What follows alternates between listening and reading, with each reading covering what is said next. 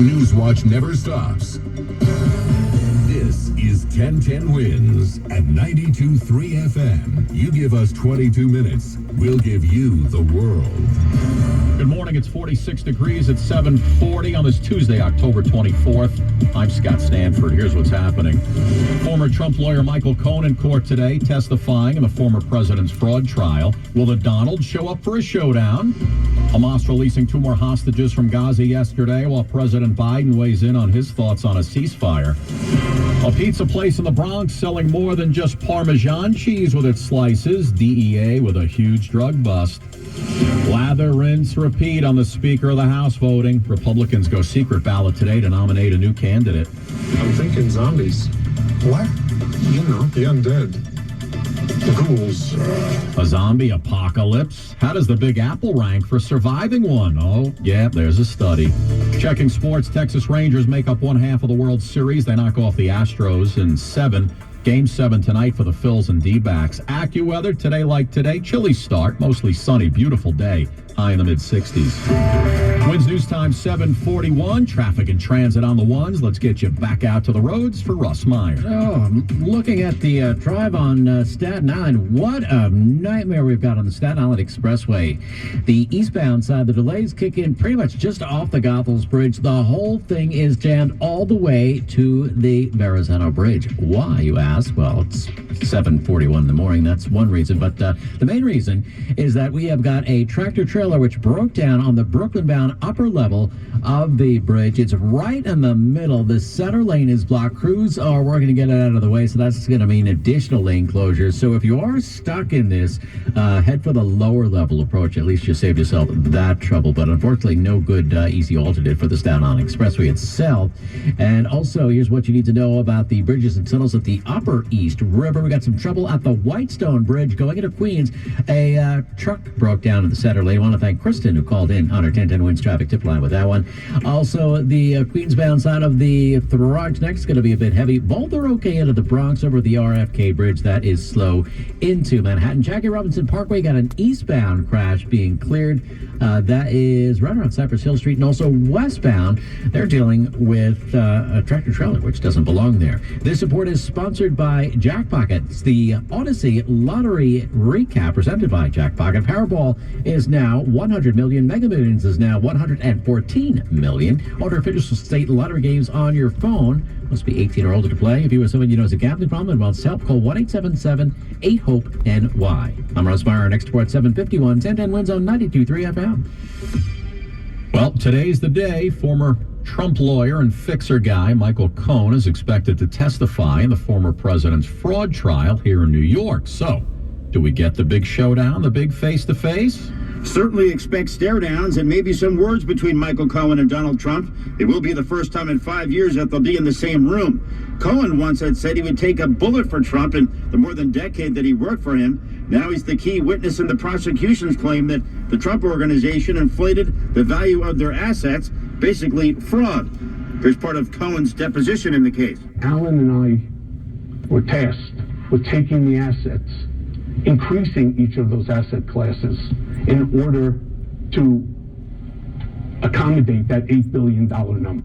It mentions Alan Weisselberg, the one-time chief financial officer of the Trump organization, who served 4 months in prison earlier this year. Now, Cohen spent a year in prison himself from 2019 to 2020. In fact, remained under house arrest until the end of 2021. Glenn Schuck, 1010 Wins on 92.3 FM, here outside court in Lower Manhattan. Wins News Time 7:44. New Jersey's U.S. Senator Bob Menendez in Manhattan federal court yesterday. Prosecutors accusing Menendez of violating a prohibition on members of Congress from acting as a foreign agent. Senator Bob Menendez pleaded not guilty to a new charge brought by federal prosecutors here in New York that accuses him of conspiring with his wife and others to act as an agent of Egypt. And it happened, prosecutors say, while he was chairman of the Senate Foreign Relations Committee. Menendez has had to give up that post after he was charged last month with 3 counts. The new charge exposes him to the possibility of 5 additional years in prison if he's convicted. That's correspondent Aaron Katursky. Menendez's wife and the New Jersey businessman accused of conspiring with the senator. They've all pleaded not guilty to the same charges last week. Hamas releasing 2 elderly hostages yesterday. The 2 women were kidnapped from their homes along with their husbands. The husbands are still being held. The two women were transferred from Gaza to Egypt. Hamas says they released the two hostages on humanitarian grounds. Israeli government minister Amichai Chikli says the release is a manipulation by the terrorist group looking to fool the international community. As long as we have children, babies, innocent civilians kidnapped by Hamas terrorists, there's nothing to discuss, and there is nothing that is related to humanitarian thoughts that they have. As far as a possible ceasefire in the Middle East, the president says not so fast. At an economics event at the White House, President Biden was asked again if he supported a ceasefire deal. He said first, hostages need to be released, then we can talk. He also says he spoke with Pope Francis. I laid out to him what the game plan was, how we thought we should be providing the kind of assistance to Israel they needed. He said the Pope was across the board supportive. That's Stacey Lynn reporting. And how about that humanitarian aid? Most aid organizations say the number of trucks going into Gaza is not even close to enough to handle the crisis inside the Strip. Pressure is growing on the White House to do more. 20 additional trucks carrying food and medical supplies crossed from Egypt into Gaza Monday. U.S. hopes more will be let in. I think over coming days you're going to continue to see convoys of trucks getting in, but it's also, fuel is also an issue. White House security spokesman John Kirby saying Palestinians need fuel to power hospital generators and desalination plants to make seawater drinkable. It's correspondent Andy Field. Meanwhile, the Pentagon says it sent military advisors, including a Marine Corps general specializing in urban warfare to Israel. That would be ahead, if any, of the anticipated ground attack on Gaza. All of this, by the way, happening on the 40th anniversary of one of the deadliest attacks on the U.S. troops in the Middle East. October 1983, a suicide bomber hit an American military barracks at the Beirut International Airport, killing 241 U.S. servicemen. A Hezbollah supporter posted a video on TikTok last week saying, quote, "It seems Uncle Joe didn't tell the commanders of these warships and aircraft carriers what happened on October 23rd of 1983, referring to President Biden in a parallel between the barracks bombing and present-day events. WINS News Time 7:47, a pizza joint in the Bronx serving up much more than pepperoni with their pies.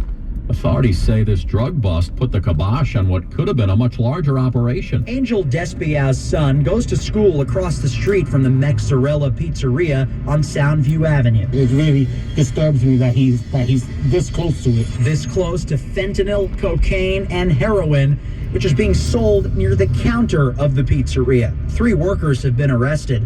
Angel grew up around here and says times have changed. Parents should be able to feel safe to send their kids to daycare, to school, and even maybe to the store. And now you can't even do that these days because, again, you don't know what they're coming home with. DEA Special Agent in Charge, Frank Tarantino. This is complete disregard for safety and welfare of the people in that community. Mac Rosenberg, 1010 WINS on 92.3 FM in Soundview, the Bronx. Hey, tell me if you've heard this one before. House Republicans meet again today to nominate a candidate for Speaker of the House. They'll do it by secret ballot. 8 members have announced their candidacies, among them Tom Emmer of Minnesota. He's part of the Republicans' leadership team. Political expert Matthew Green says Emmer is a leading candidate. He's been in the House for a while. He's raised money for the party. He's demonstrated that he can get elected to leadership, and he does have former Speaker Kevin McCarthy's endorsement, which helps. 217 votes are needed in order for a speaker to be elected, and it's not clear who can bring together the various Republican factions to get that many votes. Christopher Cruz reporting. Crazy scene in Brooklyn yesterday as a fire broke out in a 2-story apartment building on Sheffield Avenue.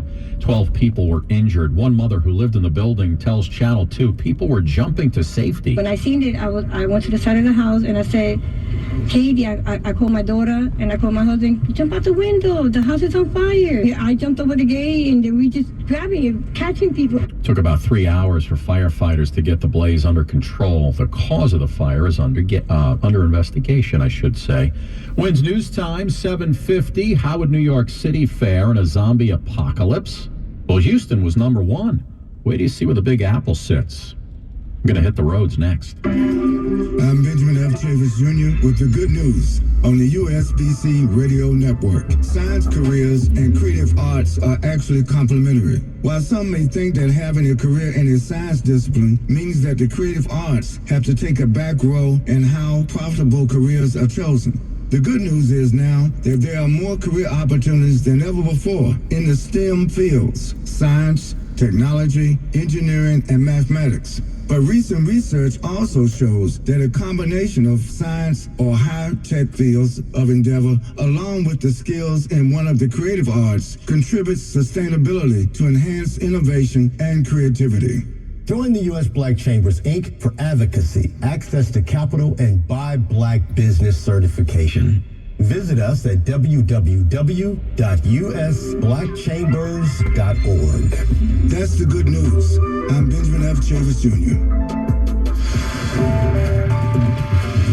Wins News Time 7:51 here on this Tuesday. Going to be a gorgeous day, but what about the roads this morning, Russ Meyer? We've got a really, really tough go over on Staten Island right now, and we have some relief coming, maybe.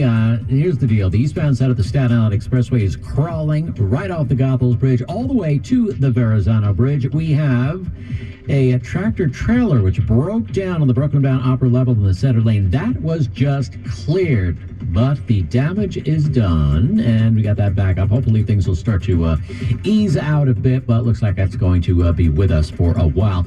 Got some other stuff going on the westbound side of the Staten Island Expressway over by Bradley Avenue. There's a crash that's taking out the HOV lane. Been watching Jackie Robinson Parkway over by Metropolitan Avenue westbound. A tractor trailer got on there. Finally, that is gone, but eastbound slowdowns over at Cypress Hill Street. We have got a crash being dealt with. And also on the eastbound side of the Cross Bronx, coming in towards the Bruckner interchange, we have word of a crash in 2 lanes.